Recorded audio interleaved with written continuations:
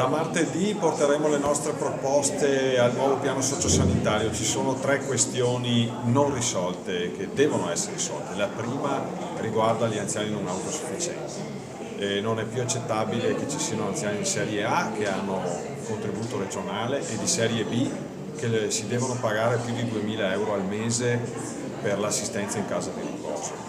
Seconda grandissima questione, la carenza di medici, di infermieri, di operatori sociosanitari in tutte le aziende ULSS, in ospedale e nel territorio. E infine il modello della medicina di gruppo integrata che, come così scritta in questo piano, rischia di saltare facendoci tornare indietro. Partiremo da qui per cambiare questo piano.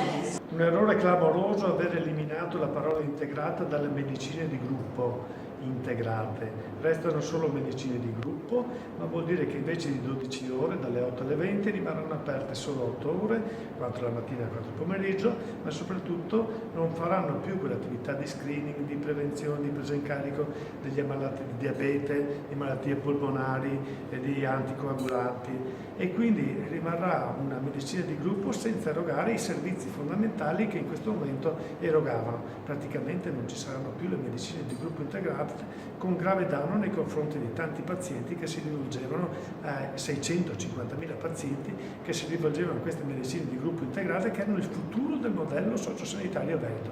Incomprensibile l'eliminazione di queste medicine di gruppo integrate. Perché il piano sociosanitario nuovo sia credibile, occorre dare risposte immediate e non continuare a fare promesse.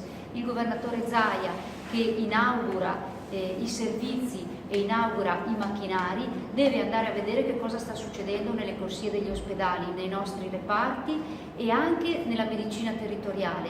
Siamo senza medici. Purtroppo tutte le province denunciano una situazione ormai insostenibile per quanto riguarda la dotazione organica del personale. Occorre intervenire presso il governo chiedendo subito lo sblocco del tetto della spesa per il personale e soprattutto aumentando le borse di studio per le specializzazioni. Senza medici non si può pensare che il nuovo piano sociosanitario sia credibile.